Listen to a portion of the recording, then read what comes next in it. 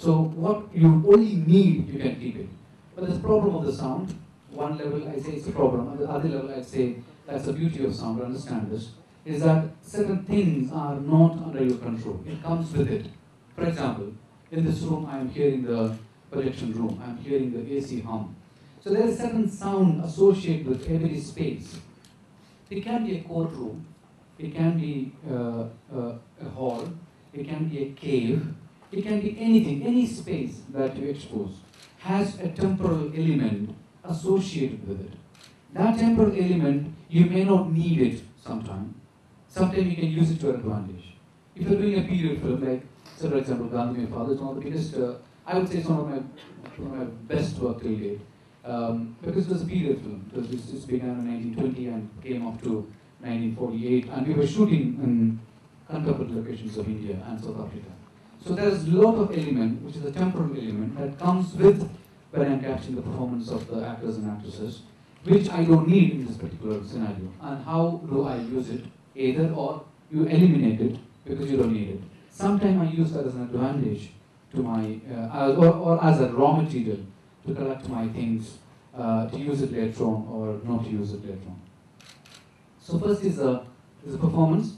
Now this performance, unfortunately in India, and to some extent in Italy and other parts of the world, this performance is recorded or captured in two ways. One, we record this performance when the film is being shot, like the way generally films are done, as a sync sound or location sound. We record the sound as the film is being shot.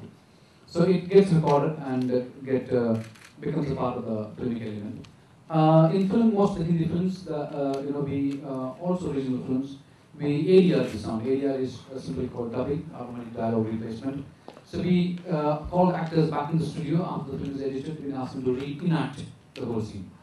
To me personally, that's the biggest disadvantage of ADR is that it's like translation. You know, when you translate something from the original, what you lose in translation is the original.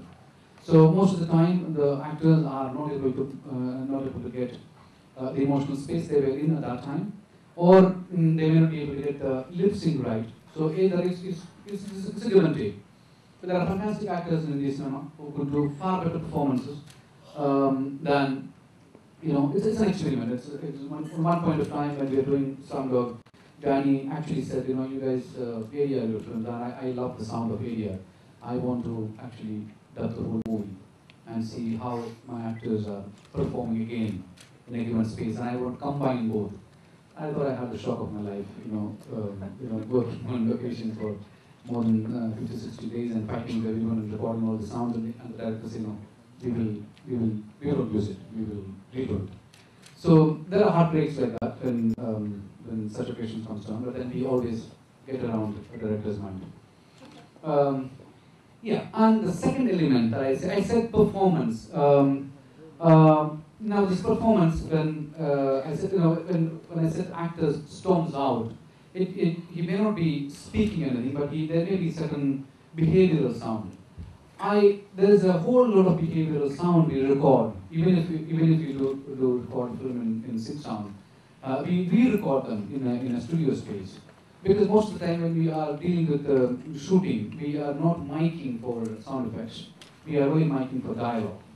So sometimes we need these sound effects to be closer or far away from us, or we want that to enhance the performance. We want to recreate the drama. So we want to use these raw materials for various kinds. So we keep playing with it. So we keep re-recording a lot of elements in the studio. And those elements, I want to call it Foley at the moment. The Foley, I call Foley behavioral sounds because it's directly related to an actor's performance. It can be footsteps, it can be shuffling of clothes, it can be anything. It can be all of you sitting in this place. How I can just recreate that in a studio space and add to the sense of that I already captured. So the second element of the sound that you would hear in a movie is Foley. And third one, for me, that is the most important one, is ambient sound. An ambient sound, again, tell you exactly what is that space. That space could be, like I said, it can be a sports stadium. or ambient sound, or can be anything. You know, any space that you are exposing will have an ambient sound. It can be a market, it can be a stadium, it can be a cave, it can be a jungle, it can be anything. Now, this ambience also has a tendency to tell you, like I said, the temporal element. Most of the temporal element comes from the ambient track. It can be time of the day, it can be morning, afternoon, evening, it can be seasons, rain, summer, winter, anything. And we create layers and layers of various kinds of sounds so that it gives you a feeling of where you are. You know, cinema being recreation of reality, we always try to make an audience feel that is actually happening in front of them. That's what gives more feeling of the performance being done just for them. So ambient element is the third element, and most often heard stuff, sound effects. Depends on the kind of film that you're dealing with. The sound effects can be of varied nature and varied kind. A period film will have most of the sense of time, sense of period can be brought out from sound effects. That can be the sounds that you source from the library, or it can be sounds that you record, it can be sounds that you actually go and invent and reinvent. For example, if you're dealing with, say, a science fiction movie, a car that is maybe made 100 years from now, how a car sound would sound 100 years from now, that would be a question that is posed to you. So you go and recreate a sound, maybe from existing car sound, or maybe may not be from existing car sound. Science fiction movies or drama, sound effects are something that's your immediate tool. Like the way a cameraman is using lights to create drama, to light up the scene, to take the audience closer, far away, engage, disengage. Like the way a writer is writing his scenes and creating a narrative graph from moving from one A to B. A sound man, his immediate tool available to him is sound effects. Sound effects can be anything, like I said, we'll come back to it one by one. And then music. Music immediately when it comes to you as a composition, because music by itself is composed. Music by itself is written with a drama. Music itself has one of the most beautiful elements, because it immediately carries an emotional content with it. So the moment you put music to a scene, the music is going to carry certain emotional content, which sometimes goes with it, sometimes it goes counterpointed to the scene. Whatever way that you plan to have it in your film, that's one other element that you use it.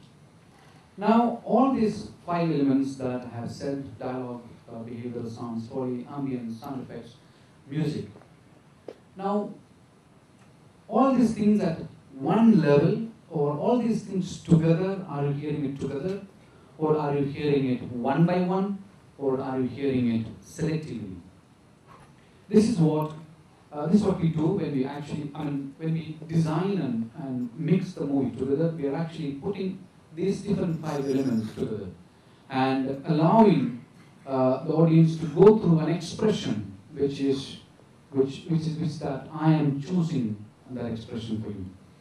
From these various elements, I am making some compositional decisions and putting across to you as an audio experience. That is what film sound is all about.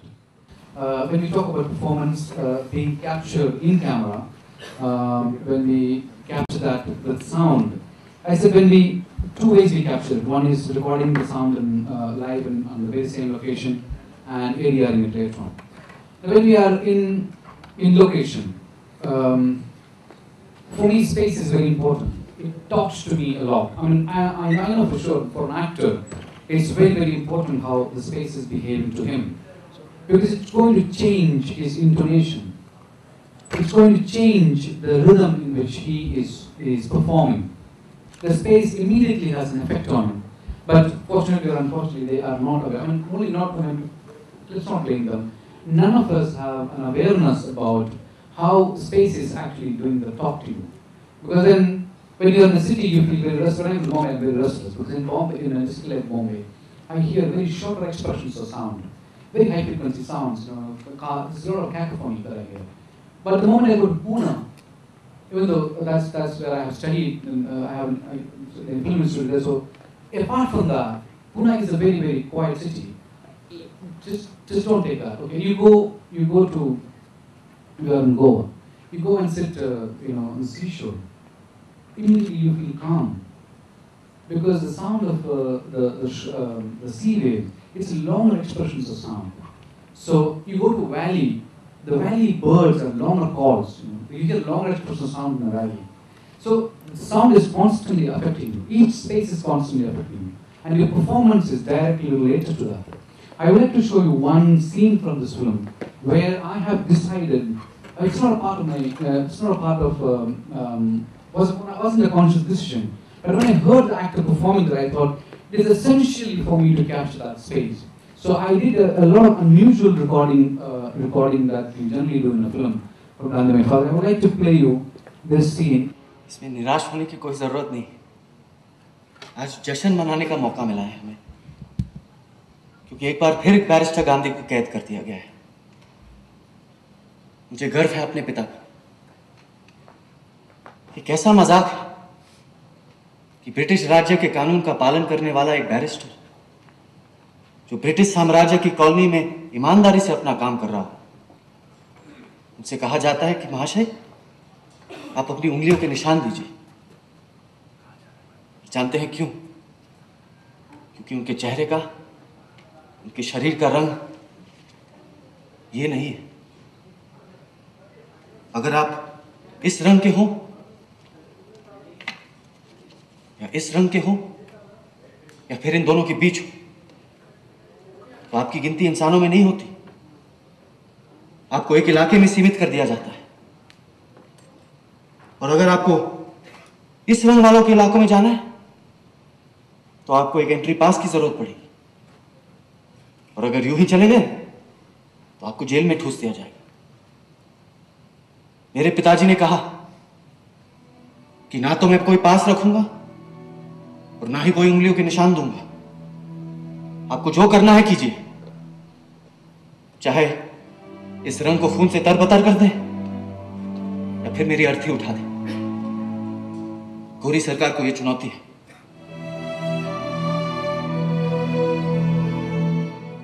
I don't know if you have noticed, you heard the man speaking.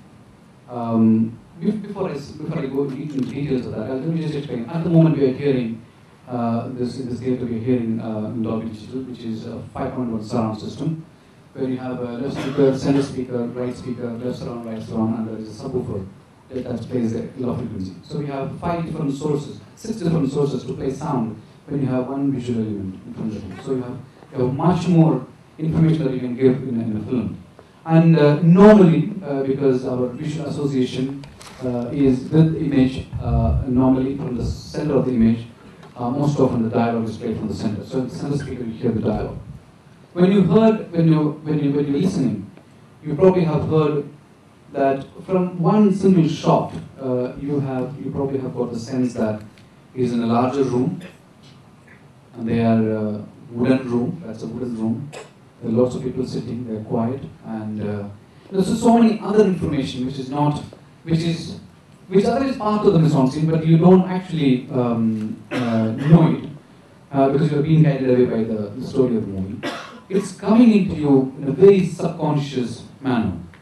And this is especially being captured right there at the location. Not just when we record these kind of performances, we just concentrate on recording the dialogue. But in this I have used a lot of stereo microphones to capture how his voice is performing in that area. And capture that, and then it is added to it, added to the original tracks, and there's been did a lot of post-production with it so that we get the most natural sound, the way I heard it there. Thereby I'm trying to sort of give the experience that I experienced as a sound man when I was capturing that sequences. I would like to go to another scene